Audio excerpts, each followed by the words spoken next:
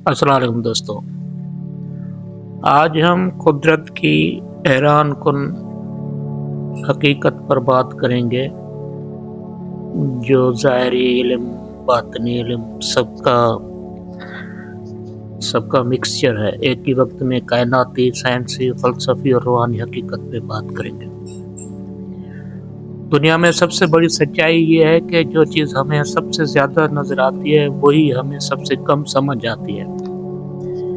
इंसान समझता है कि वो जानता है, लेकिन हकीकत कहीं और है।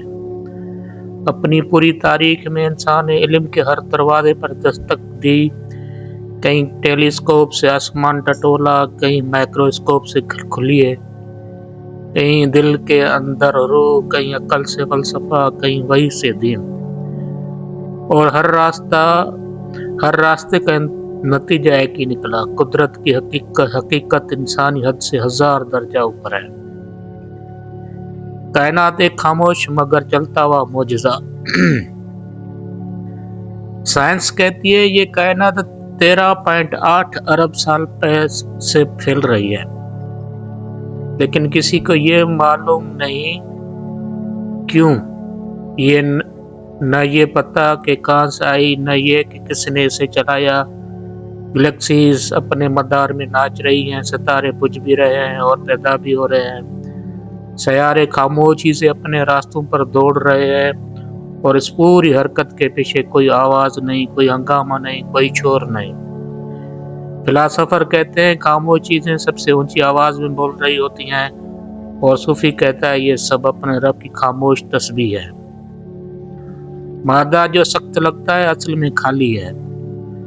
हम अपने इर्द गिर्द जो भी चीज देखते हैं, मेज, पत्थर, जिस्म, पहाड़, ये सब ठोस नजर आते हैं, लेकिन हकीकत ये है 99.99 हर चीज खाली जगह है। एटम के अंदर प्रोटॉन, न्यूट्रॉन, इलेक्ट्रॉन, सबके दरमियान ऐसे वसी खाली जगह है जैसे एक मच्छर और एक स्टेडियम के दरमियान फासला। तो जो सख्त लगता है वो असल में कुछ भी नहीं है। फलसफा कहता है हकीकत परसेप्शन है और सब्सटेंस नहीं। सूफी कहता है दुनिया एक साया है, हकीकत वो है जो दिखाई नहीं देती। वक्त बह भी रहा है, रुका हुआ भी है। आइंस्टाइन ने कहा वक्त एक इल्यूजन है, एक एहसास है। लम्हे गुजर रहे हैं, उम्र छिन रही है, लेकिन फिजिक्स बताती है वक्त हर जगह बराबर नहीं चलता। किसी के करीब वक्त सुस्त, किसी के करीब तेज। इंसान घड़ी देखकर समझता है कि वक्त समझ गया, मगर हकीकत यह है कि वक्त खुद एक राज है। और रूहानियत कहती है वक्त बदलता नहीं, इंसान बदलता है। दीन कहता है कसम है जमाने की, गोया जमाना खुद एक निजाम है जिसे कोई चला रहा है। इंसान एक ऐसा वजूद जो अपने आप से भी छिपा हुआ है। साइंस कहती है इंसान के दिमाग में 86 अरब न्यूरॉन्स, 1 खरब केमिकल सिग्नल्स, और हर लम्हे 100,000 रिएक्शन चल रही होती हैं, जिनमें से एक भी तुम्हारे अख्तियार में नहीं। फलसफा कहता है इंसान खुद को नहीं जानता। तसव्वुफ कहता है जो अपने आप को जान ले वो हकीकत को पहचान ले। दीन कहता है इंसान को उसके अंदर सब कुछ दिखाया गया है, लेकिन वो नहीं देखता।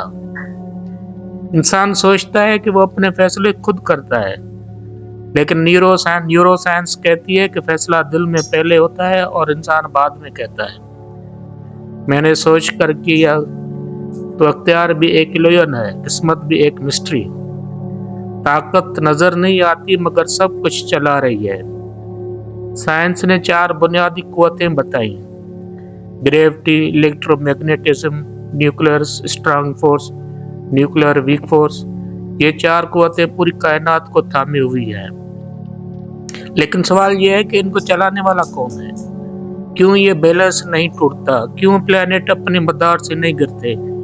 क्यों सूरज वक्त पर तुलू होता है? क्यों ऑक्सीजन का इतना तो बिल्कुल इतना ही है कि जिंदगी चल सके? साइंस कहते हैं कंसिस्टेंस, फलसफा कहते हैं इम्पॉसिबिलिटी, और सूफी कहता है ये सब कुदरत का मुसलसल जारी हाथ है।